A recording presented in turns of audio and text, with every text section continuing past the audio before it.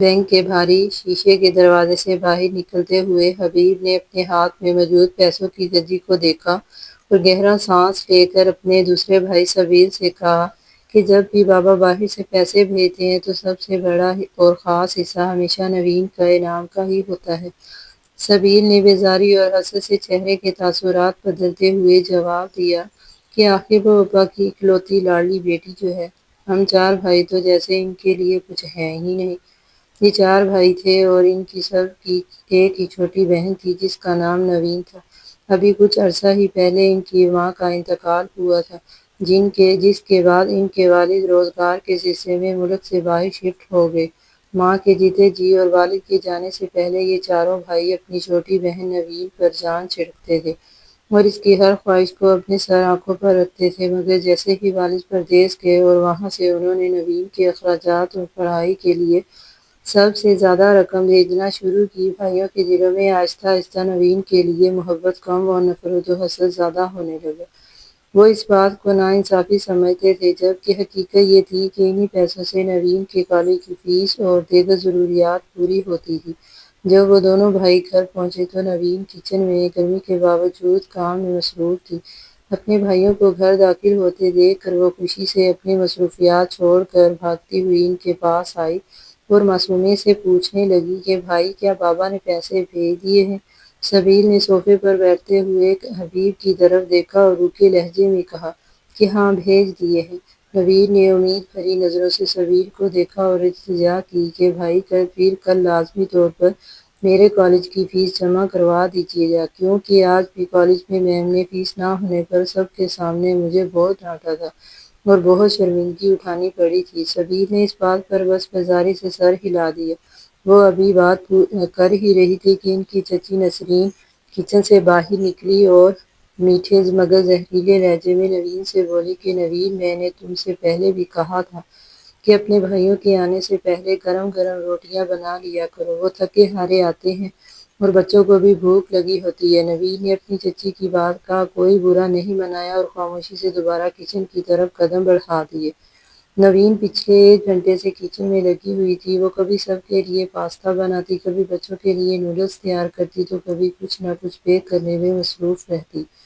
College سے تھکی آنے کے بعد روزانہ اس کا یہی معمول تھا۔ چچی نسرین اسے ایک لمحے کے لیے بھی سستانے یا بیٹھنے کی اجازت نہیں دیتی تھی اور اسے گھر کی ملازمہ کی طرح کام پر لگائے رکھتی تھی۔ رات کے 9 بجے جب سارے کاموں سے فارغ ہوئی تو نڈھال وجود کے ساتھ اپنے کمرے کی طرف بڑھی۔ اس کا کمرہ کم اور کباڑ خانہ زیادہ لگتا تھا، کیونکہ چچی نسرین نے یہ کہہ کر گھر کا سارا فالتو اور ناکارہ سامان وہاں رکھوا دیا تھا کہ وہ 1-2 دن میں اسے نکلوا دے گی، مگر مہینے گزر جانے کے بعد وہ بھی سامان وہیں پڑا رہا۔ نوین گہرا سانس لے کر اپنے بستر پر بیگ رکھتی اور رات 12 بجے تک پڑھائی کرتی، کیونکہ فجر کی اذان کے ساتھ ہی اسے اٹھ کر دوبارہ کچن سنبھالنا ہوتا تھا اور سب کے لیے ناشتہ تیار کرنا ہوتا تھا۔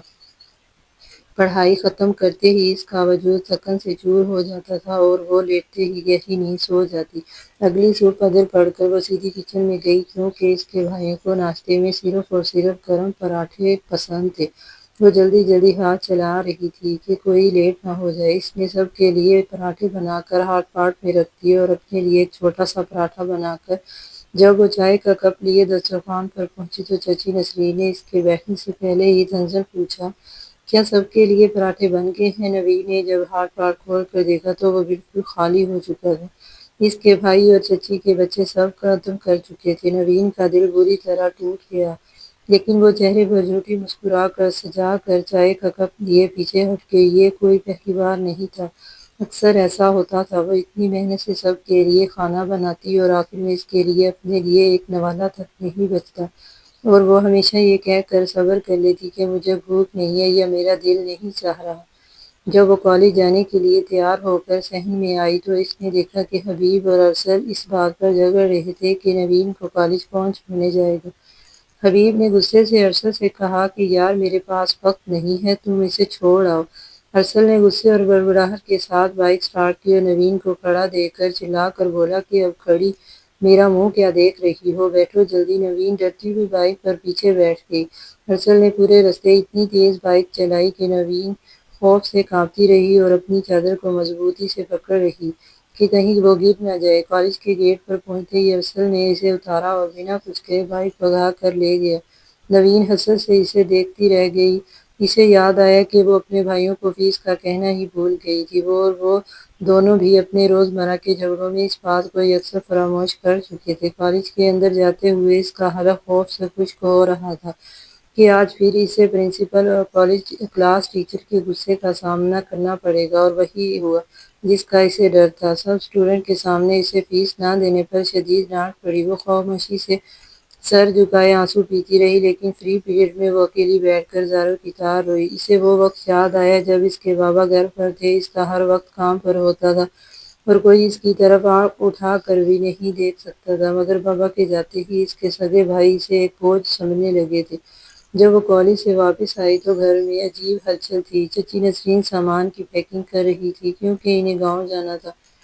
چچا زاد گاؤں میں ہی رہتے تھے اور چچا زاہد گاؤں میں ہی رہتے تھے اور وہاں کی زمینوں پر فصلیں کاشت کر کے نفع نقصان آپس میں بانٹتے تھے۔ چچی نسرین اپنے بچوں کو شہر کے اچھے اسکولوں میں پڑھانے کے لیے یہاں شفٹ ہوئی تھی اور نوین ان کے لیے ایک مفت کی ملازمت تھی جسے وہ کھونا نہیں چاہتی تھی۔ چچی نے نوین کو دیکھتے ہی کہا کہ چلو جلدی سے یہ پیکنگ کرو اور اپنی بھی تیاری کر لو، ہم سب گاؤں جا رہے ہیں۔ نوین نے حیرت سے چچی کو دیکھا کیونکہ پچھلے 2 سالوں سے وہ چچی کے سامنے منتیں کرتی رہتی تھی کہ اسے گاؤں لے جائیں، لیکن وہ کبھی راضی نہیں ہوئی تھی اور اب اچانک یہ فیصلہ اس کی سمجھ سے باہر تھا۔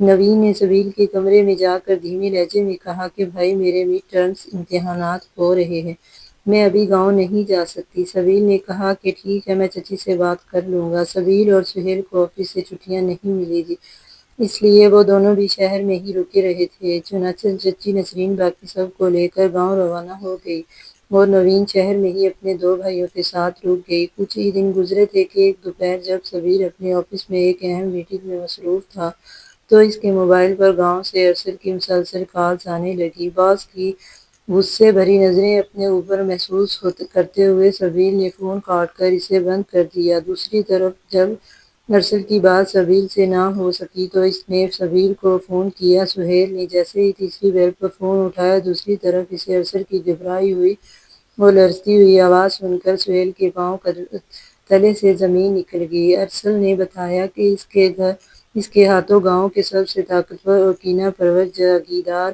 چودھری کا بیٹا قتل ہو گیا اور سب چودھری کے لوگ ان کے پورے خاندان کو ختم کرنے پر تلے ہوئے ہیں، اور اس کا واحد حل چودھری کی پنچایت نے یہ نکالا ہے کہ نوین کو چودھری سلطان شاہ کے ساتھ منی کر دیا جائے، یعنی خون بہا کے بدلے اس کی شادی چودھری سے کر دی جائے۔ سہیل نے غصے اور بے بسی سے چلایا کہ میں ایسا ہرگز نہیں کر سکتا، تم لوگوں کو شرم نہیں آتی؟ لیکن ارسل نے روتے ہوئے کہا کہ اگر تم نے ایسا نہ کیا تو وہ مجھے اور بابا کو زندہ نہیں چھوڑیں گے۔ سہیل نے لرزتے ہاتھوں سے فون بند کیا اور اپنا سر پکڑ کر بیٹھ گیا۔ اس کا دل تڑپ رہا تھا کہ اپنے بھائی کی جان بچانے کے لیے اس کے پاس اور کوئی راستہ نہیں تھا۔ وہ فوراً نوین کے کالج پہنچا اور اسے کلاس سے باہر بلوایا۔ نوین اپنے بھائی کو یوں اچانک دیکھ کر سخت پریشان ہو گئی، لیکن سہیل نے اس کے کسی سوال کا جواب نہیں دیا اور اسے بائک پر بٹھا کر سیدھا گاؤں کی طرف چل پڑا۔ جب وہ گاؤں پہنچے تو سہیل بائک کو اپنے گھر کے بجائے ایک اجنبی اور سنسان راستے پر لے گیا۔ نوین کا دل کسی نامعلوم خوف سے زور زور سے دھڑکنے لگا۔ اس نے روتے ہوئے پوچھا کہ بھائی خدا کے لیے بتائیں تو صحیح کہ کیا ہوا ہے، ہم کہاں جا رہے ہیں؟ لیکن سہیل خاموشی کا تالا لگائے بائک چلاتا رہا۔ وہ بائک چودھری کی حویلی کے سامنے جا کر رکی۔ سہیل نے نوین کا ہاتھ مضبوطی سے پکڑا اور اسے کھینچتا ہوا صحن کے اندر لے گیا۔ صحن میں گاؤں کے بڑے بوڑھے، پنچایت کے لوگ، چچا زاہد، ارسل اور حبیب سر جھکائے بیٹھے ہوئے تھے۔ پردے کے پیچھے کچھ عورتوں کے ساتھ چچی نسرین بھی موجود تھی۔ نوین نے جب وہاں کا ماحول دیکھا تو اس کے ہاتھ پاؤں ٹھنڈے ہونے لگے۔ اس نے سہیل کے کان میں سرگوشی کی کہ بھائی مجھے یہاں بہت گھبراہٹ ہو رہی ہے، یہ سب لوگ مجھے اس طرح کیوں دیکھ رہے ہیں، مجھے یہاں سے لے جائیں۔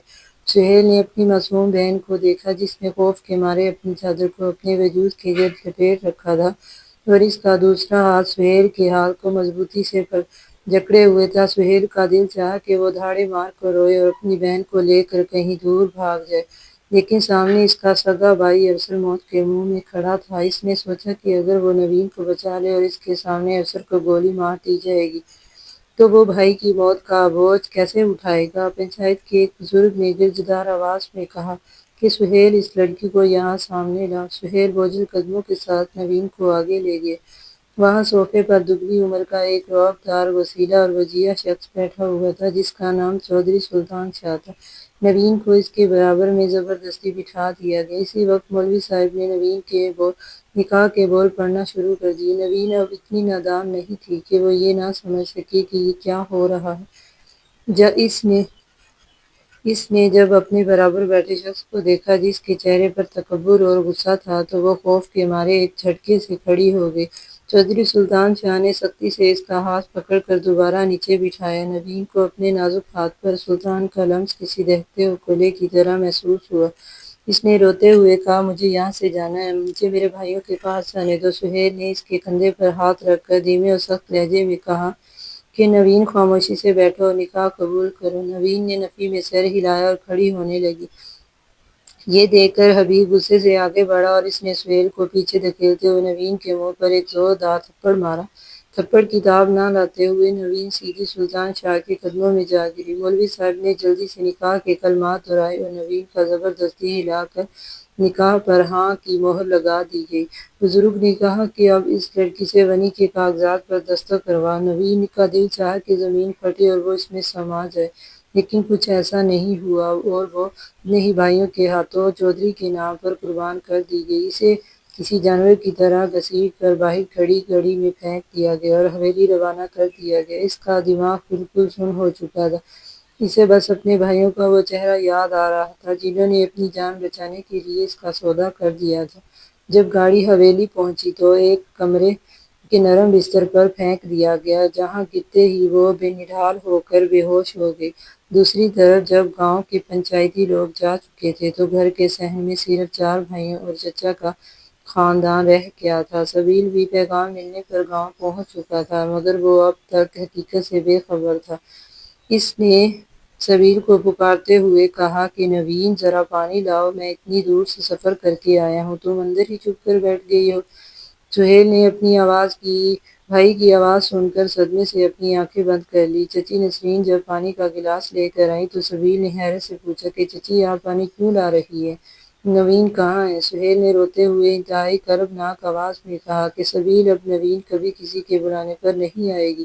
سبیل نے کھانستے ہوئے پانی کا گلاس رکھا اور سہیل کے پاس جا کر اس کے کندھے پر ہاتھ ہلایا کہ یہ تم کیا کہہ رہے ہو؟ کیا پاگلوں جیسی باتیں کر رہے ہو؟ وہ کہاں چلی گئی ہے؟ سہیل نے تڑپ کر جواب دیا کہ سبیل، ہماری بہن نوین کو غنی کر دیا گیا ہے، اس کا سودا ہو چکا ہے۔ یہ سنتے ہی سبیل کے سر پر جیسے قیامت ٹوٹ پڑی۔ اس نے ارسل کا گریبان پکڑ لیا اور چلایا کہ تم سب نے میری معصوم بہن کی زندگی تباہ کر دی۔ ارسل نے ڈٹھائی سے کہا، کیا تم چاہتے تھے کہ چودھری صاحب کے لوگ مجھے مار دیتے؟ سبیل نے کہا کہ ہاں، اگر تم مر جاتے تو وہ صرف ایک موت ہوتی، لیکن تم نے اس بچی کو جیتے جی روز مرنے کے لیے اس درندے کے پاس بھیج دیا۔ میں اسے واپس لے کر آؤں گا، چاہے وہ لوگ مجھے گولی ہی کیوں نہ مارتے۔ وہ غصے سے چلاتا ہوا حویلی کی طرف بھاگا، لیکن حبیب اور سہیل نے اسے راستے میں ہی دبوچ لیا اور زبردستی گھر واپس لے آئے۔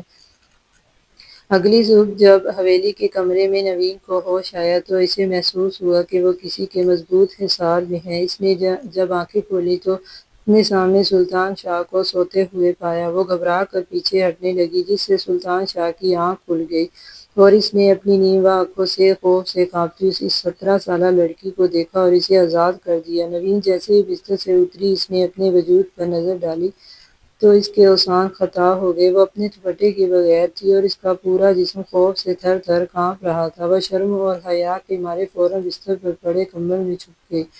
سلطان شاہ کو اس کی اس معصومیت پر اونچا قہقہ لگا کر ہنسا اور بولا کہ اوہ میری چھوٹی سی بیوی۔ نوین نے کمبل سے چہرہ نکال کر غصے اور نفرت سے اسے دیکھا تو سلطان شاہ نے مسکرا کر منہ دوسری طرف کر لیا اور فریش ہونے کے لیے واش روم چلا گیا۔ جب وہ باہر آیا تو نوین کو اسی حالت میں چھوڑ کر کمرے سے باہر نکل گیا۔ نوین جلدی سے واش روم گئی اور جب باہر آئی تو واش روم کے دروازے پر دستک ہوئی۔ سلطان شاہ نے باہر سے اس کے لیے نئے کپڑے اندر بھیجے جو سیاہ رنگ کا ایک خوبصورت جوڑا تھا۔ نوین نے وہ کپڑے پہنے۔ جب وہ آئینے کے سامنے کھڑی ہوئی تو ماضی کا ہر منظر اس کی آنکھوں کے سامنے گھومنے لگا۔ وہ خود کو مضبوط کرنے کی کوشش کر رہی تھی، لیکن اس کے آنسو رکنے کا نام ہی نہیں لے رہے تھے۔ وہ بار بار اپنے بابا کو یاد کر رہی تھی کہ اگر آج بابا یہاں ہوتے تو کبھی اس کے بھائی اس کا یہ حال نہ کر دیتے۔ سلطان شاہ جب دوبارہ کمرے میں داخل ہوا تو وہ چپ چاپ نوین کے پیچھے آ کر کھڑا ہو گیا۔ نوین نے سہم کر آنے میں اس کا عکس دیکھا۔ سلطان شاہ نے دھیمے لیکن سخت لہجے میں کہا کہ تمہیں کیا لگتا ہے نوین، تمہیں یہاں محبت پانے کے لیے لایا گیا ہے؟ نوین نے نادانی سے اسے دیکھا تو اگلے ہی لمحے سلطان شاہ نے وحشت سے اس کے لمبے ریشمی بالوں کو مٹھی میں جکڑ لیا اور اس کا چہرہ اپنی طرف اٹھایا۔ نوین درد کی شدت سے بری طرح چیخ اٹھی۔ اسے لگا کہ جیسے اس کے بال جڑوں سے اکھڑ جائیں گے۔ وہ روتے ہوئے پکارنے لگی، بابا خدا کے لیے مجھے بچا لیں۔ سلطان شاہ نے نونہال چہرے پر درد کے اثرات دیکھ کر بے رحمی سے کہا کہ تم میرے دشمن کی بہن ہو، میں تمہاری زندگی کو ایسے جہنم بنا دوں گا کہ تم ہر روز موت کی بھیک مانگو گی، مگر میں تمہیں مرنے بھی نہیں دوں گا۔ اس نے نوین کو جھٹکے سے بستر پر پھینکا اور خود باہر نکل گیا۔ تھوڑی دیر بعد ایک ملازمہ کمرے میں آئی اور کہنے لگی کہ بڑے صاحب کا حکم ہے کہ تم اٹھو اور پچھلے صحن میں جا کر کپڑے دھونا شروع کرو۔ نوین نے روتی ہوئی آنکھوں سے اس ملازمہ کو دیکھا اور اس کے پیچھے چل دی۔ پچھلے صحن میں جب وہ پہنچی تو وہاں ایک اور ملازمہ مشین میں پانی ڈال رہی تھی۔ اس نے نوین کو دیکھ کر افسوس سے دوسری ملازمہ سے کہا کہ یہ تو ابھی بہت چھوٹی بچی ہے، آخر ان جاگیرداروں کا ظلم ہمیشہ ایسی معصوم بچیوں پر کیوں گرتا ہے؟ دوسری ملازمہ نے اسے ٹوکتے ہوئے کہا کہ جب خاموش رہو، لیکن اگر صاحب نے سن لیا تو غضب ہو جائے گا۔ انہوں نے نوین کو کپڑے دھونے کا طریقہ سمجھایا اور خود دوپہر کا کھانا تیار کرنے کچن میں چلی گئی، کیونکہ سلطان شاہ کا یہی حکم تھا کہ اس سے سخت کام لیا جائے۔ نوین بوجھل دل سے کپڑے دھونے لگی۔ بار بار اس کا دوپٹہ اس کے کام میں رکاوٹ بن رہا تھا، اس لیے اس نے اپنا دوپٹہ اتار کر ایک طرف رکھ دیا۔ اوپر کمرے کی کھڑکی سے سلطان شاہ یہ سارا منظر دیکھ رہا تھا۔ سیاہ سوٹ میں نوین کا گورا رنگ، سیاہ گھنے بال اور کاجل لگی اداس آنکھیں اس کے حسن کو اور زیادہ نکھار رہی تھیں۔ وہ سیاہ بادلوں میں چھپے چاند کی طرح چمک رہی تھی۔ اچانک سلطان شاہ کی نظر حویلی کے ایک ملازم پر پڑی جو پچھلے صحن کے کونے میں کھڑا نہایت ہی غلیظ اور ہوس بھری نظروں سے نوین کے بے حجاب وجود کو گھور رہا تھا اور اپنے لبوں پر زبان پھیر رہا تھا۔ سلطان شاہ کی آنکھوں میں خون اترا۔ اسی وقت اس کی کزن کمرے میں آئی اور اس نے پیچھے سے سلطان شاہ کو گلے لگاتے ہوئے کہا، سلطان میری جان، آپ یہاں کیا دیکھ رہے ہیں؟ سلطان شاہ نے غصے سے اسے خود سے دور کیا اور کہا کہ اپنی حد میں رہو۔ کزن نے چڑ کر نیچے صحن کی طرف دیکھا اور کہا کہ اچھا تو آپ اس پینچ اور بنی والی لڑکی کو دیکھ رہے ہیں۔ سلطان شاہ نے تب کر اس کا منہ دبوچ لیا اور کہا کہ دوبارہ اگر میری بیوی کے لیے گھٹیا زبان استعمال کی تو میں تمہاری جان لے لوں گا۔ اس نے کزن کو صوفے پر پٹکا اور خود ہاتھ میں پستول پکڑے لیے نیچے صحن کی طرف دوڑا۔ وہاں پہنچتے ہی اس سے پہلے کہ نوین کچھ سمجھ پاتی، سلطان شاہ نے اس کا بازو جھٹکے سے پکڑا اور اس کے نازک ہاتھ میں اپنی بھاری پسٹل تھما دی۔ بغیر کوئی موقع دیے نوین کی انگلی کو ٹریگر پر رکھ کر دبا دیا۔ گولی سیدھی اس ہوس پرست ملازم کے سینے میں لگی۔ وہ تڑپتا ہوا کچھ ہی سیکنڈ میں نوین کے قدموں سے کچھ دوری پر گر گیا۔ نوین پتھر کی مورتی بن کر وہیں کھڑی رہ گئی۔ اس نے اپنے ہاتھ میں پستول دیکھی تھی اور اس کے سامنے ایک انسان کا گرم خون بہہ رہا تھا جو اب ساکت ہو چکا تھا۔ نوین نے تڑپ کر خود کو سلطان کی گرفت سے چھڑانے کی کوشش کی، لیکن اس کا دماغ سن ہو چکا تھا۔ اگر سلطان نے اسے نہ پکڑا ہوتا تو وہ وہیں گر جاتی۔ سلطان شاہ نے اس کے کان کے پاس جھک کر انتہائی نرمی سے کہا کہ میری پیاری اور بھولی بیوی جو بھی تمہاری طرف گندی نظر سے دیکھے گا اس کا یہی حال ہوگا۔ نوین پاگلوں کی طرح چلانے لگی کہ نہیں، میں نے نہیں مارا، میں نے کسی کو نہیں مارا، میں تو ایک مکھی تک نہیں مار سکتی، میں نے یہ قتل نہیں کیا۔ وہ چیختی چلاتی ہوئی اپنے ہوش و حواس کھو بیٹھی اور بے ہوش ہو گئی۔ سلطان نے اسے اپنی گود میں اٹھایا اور اپنے کمرے کے نرم بستر پر لا کر لٹا دیا۔ اس کا معصوم چہرہ دیکھ کر سلطان شاہ کا دل پگھلنے لگا تھا۔ وہ اس کے بالوں میں انگلیاں پھیرنے لگا اور جھک کر اس کی پیشانی پر بوسہ دیا اور دھیمے سے کہا کہ مجھے معاف کر دینا نوین۔ لیکن اگلے ہی لمحے اسے یاد آیا کہ وہ اس کے دشمن کی بہن ہے، چنانچہ وہ دوبارہ اپنے چہرے پر سختی لاتے ہوئے کمرے سے باہر نکل گیا۔ جب نوین کو دوبارہ ہوش آیا تو اس نے دیکھا کہ ملازمہ سلمیٰ نیچے فرش پر بیٹھی ہوئی تھی۔ اس نے نوین کو اٹھتے دیکھ کر پیار سے پوچھا کہ بی بی جی، میں آپ کے لیے کھانا لے آؤں؟ لیکن نوین نے جیسے ہی ہوش آیا اس کا پورا وجود کانپنے لگا۔ اس نے اپنے ہاتھوں کو دیکھا تو اسے اپنے ہاتھوں پر گہرے سرخ خون کے دھبے نظر آنے لگے۔ وہ پاگلوں کی طرح بستر کی چادر اور تکیے سے اپنے ہاتھ رگڑنے لگی۔ کہ یہ خون صاف کیوں نہیں ہو رہا؟ میں نے کسی کا قتل نہیں کیا۔ وہ بستر کے تکیے نیچے پھینکنے لگی۔ سلمیٰ نے دکھ سے اسے دیکھا اور اس کے قریب جانے لگی، لیکن اسی وقت کمرے کے دروازے پر سلطان شاہ نمودار ہوا اور اس کے اشارے پر سلمیٰ کمرے سے باہر چلی گئی۔ نوین نے سلطان شاہ کو دیکھتے ہی خوف سے سہم کر دیوار کے ساتھ خود کو لگا لیا اور روتے ہوئے کہا کہ میں نے اسے نہیں مارا، آپ نے مارا ہے۔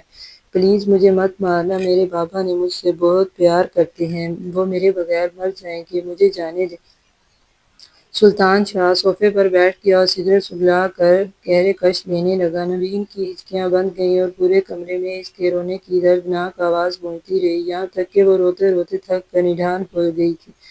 رات کے وقت سلطان شاہ کی ماں جو وہیل چیئر پر تھی، اپنے کمرے میں بیٹھی تھی جب سلطان شاہ وہاں پر آیا۔ انہوں نے پوچھا کہ کیا تم اس بچی کو سزا دے کر خوش ہو؟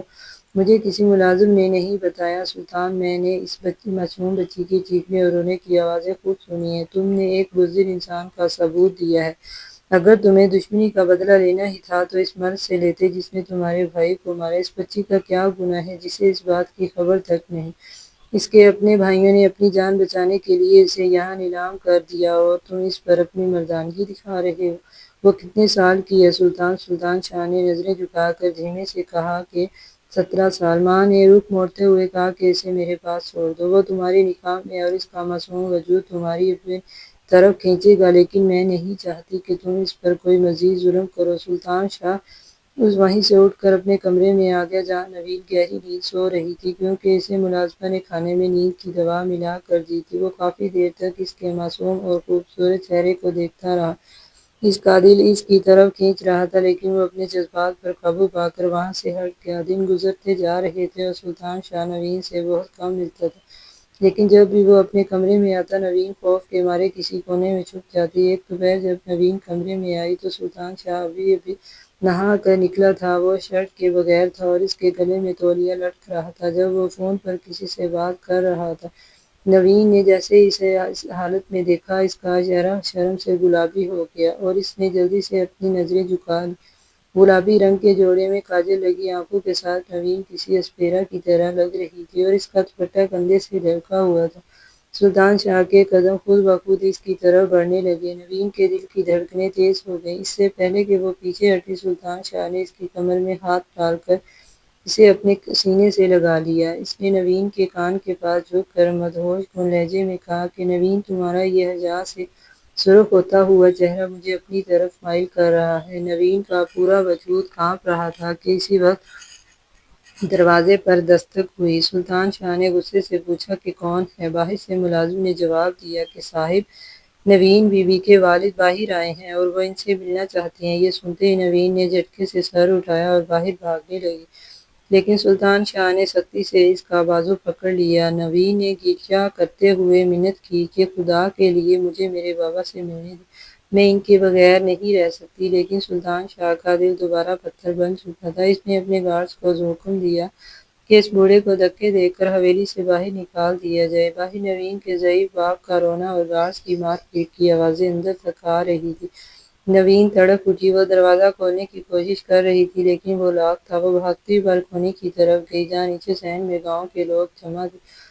سہیل اور شبیر اپنے زخمی اور لہو لہان باپ کو اٹھا کر لے جا رہے تھے۔ نوین نے بالکونی سے چیخ کر پکارا کہ بابا! یہ دیکھ کر سلطان شاہ نے غصے سے نوین کو پیچھے کھینچا اور اس کے نازک گال پر ایک زوردار تھپڑ مارا، جس کی تاب نہ لاتے ہوئے نوین وہیں فرش پر گر پڑی اور اس کے ہونٹ سے خون بہنے لگا۔ بھائی شبیر نے جب نوین کی چیخ سنی تو وہ حویلی کے اندر گھسنے کی کوشش کرنے لگا اور سلطان کو گالیاں دینے لگا، لیکن جب گارڈ نے اسے بھی بے رحمی سے پیٹنا شروع کر دیا اور سہیل بڑی مشکل سے اپنے باپ اور بھائی کو لے کر وہاں سے نکلا۔ سلطان شاہ نے نوین کو اٹھا کر بستر پر لٹایا۔ اس کا پھٹا ہوا گال اور ہونٹ دیکھ کر اب اسے خود بھی شدید کرب کا احساس ہو رہا تھا، لیکن وہ اپنے غصے کے ہاتھوں مجبور تھا۔ وہ اس کے زخموں پر دوا لگانے کے بعد وہیں بستر پر اس کے پاس لیٹ گیا اور اسے اپنے بازو کے اثار میں لے گیا۔ نوین کی جب آنکھ کھلی تو اس نے خود کو سلطان کے قابو میں پایا۔ وہ ایک جھٹکے سے دور ہوئی اور دوبارہ بالکونی کی طرف آگئی۔ نیچے اس کا بھائی شبیر زخمی حالت میں کھڑا رو رہا تھا۔ شبیر نے جب نوین کو دیکھا تو وہ گھٹنوں کے بل بیٹھ گئی اور ہاتھ جوڑ کر بولا کہ نوین، بابا ہسپتال میں اپنی آخری سانسیں لے رہے ہیں، وہ مرنے سے پہلے صرف ایک بار تم سے ملنا چاہتے ہیں۔ خدا کے لیے اس چودھری سے کہو کہ تمہیں ایک بار بابا سے ملنے دے۔ نوین کا دل جیسے دھڑکنا بھول گیا، اس کے بابا موت کے دہانے پر تھے۔ اسی وقت سلطان شاہ بالکونی میں آیا اور اس نے گارڈز کو اشارہ کیا کہ اگر یہ لڑکا یہاں سے نہ گیا تو اسے گولی مار دی جائے۔ نوین نے روتے ہوئے سلطان شاہ کے پاؤں پکڑ لیے اور گڑ گڑائی کہ خدا کے لیے مجھے جانے دے، میرے بابا مجھے بلا رہے ہیں۔ لیکن سلطان شاہ نے اس کا منہ دبوچ کر کہا کہ خاموشی سے اندر بیٹھو، میں تمہیں یہاں سے واپس بھیجنے کے لیے نہیں لایا۔ نوین کے صبر کا پیمانہ لبریز ہو گیا، اس نے تڑپ کر اپنے پاؤں سلطان شاہ کے چنگل سے چھڑائے اور چلائی کہ تم سب کے سب ظالم ہو۔ پہلے میرے چچا اور بھائیوں نے مجھ پر ظلم کیا، مجھے غنی کر دیا، مجھ سے میری مرضی تک نہیں پوچھی اور مجھے اس گناہ کی سزا دی جو میں نے کبھی کیا ہی نہیں تھا، اور اب تم بھی وہی کر رہے ہو۔ میرے بھائیوں نے نامردوں کی طرح میرا سودا کیا اور تم ایک بزدل مرد کی طرح ایک مجبور اور کمزور عورت پر اپنی طاقت دکھا رہے ہو۔ لعنت ہے تم پر اور تمہاری جھوٹی طاقت پر۔ نوین کی یہ باتیں سن کر سلطان شاہ کا مردانہ تکبر بری طرح مجروح ہوا، وہ غصے سے پاگل ہو گیا اور اس نے نوین کو بازو سے اٹھا کر بستر پر پھینکتے ہوئے کہا کہ اگر تمہیں میری طاقت دیکھنی ہے تو اب میں تمہیں دکھاتا ہوں کہ میں کتنا بزدل ہوں۔ نوین نفی میں سر ہلاتی رہی اور چلاتی رہی، لیکن وہ غصے کے اندر نوین میں گر چکا تھا اور حویلی کے در و دیوار کی نوین کی دردناک چیخوں سے گونج اٹھے۔ باہر سلطان شاہ کی ماں وہیل چیئر پر بیٹھی کمرے کا دروازہ پیٹتی رہی اور اسے خدا کا خوف دلاتی رہی، لیکن وہ ہوس اور غصے میں اندھا ہو چکا تھا اور کسی کی آواز اس کے کانوں تک نہیں پہنچ رہی تھی۔ جب سلطان شاہ اپنے غصے کی آگ ٹھنڈی کر کے بستر سے اٹھا تو اس نے دیکھا کہ نوین بالکل بے جان اور ساخت حالت میں بستر پر پڑی تھی، اس کی آنکھوں سے بہتے آنسو اب سوکھ چکے تھے۔ سلطان شاہ نے جب کمرے کا دروازہ کھولا تو اس کی ماں نے وہیل چیئر سے اٹھنے کی کوشش کرتے ہوئے رو کر اس کے منہ پر ایک زوردار تھپڑ مارا اور کہا کہ تم نے اپنی ماں کا سر شرم سے جھکا دیا ہے۔ سلطان شاہ وہیں گھٹنوں کے بل بیٹھ گیا، لیکن اسی وقت کمرے کے اندر سے کسی چیز کے گرنے کی تیز آواز آئی۔ سلطان نے چونک کر پیچھے دیکھا تو بستر بالکل خالی تھا اور بالکونی کا دروازہ کھلا ہوا تھا۔ وہ دیوانہ وار بالکونی کی طرف بھاگا اور جب اس نے نیچے جھانکا تو اس کی حرکت انگیز چیخ نکل گئی۔ نیچے فرش پر خون کے تالاب میں اس کی 17 سالہ بیوی نوین پڑی تھی، جس کی معصومیت اور زندگی وہ خود اپنے ہاتھوں سے اجاڑ چکا تھا۔ سلطان شاہ پاگلوں کی طرح نیچے بھاگا، اس نے نوین کے خون آلود وجود کو اپنی گود میں اٹھایا اور اسے گاڑی کی پچھلی سیٹ پر ڈال کر تیز رفتاری سے ہسپتال کی طرف بھاگا۔ گاڑی بھگائی، ہسپتال پہنچ کر اس نے ڈاکٹروں کو پکارا۔ اسی ہسپتال میں حبیب اپنے والد کے لیے دوا لینے آیا ہوا تھا۔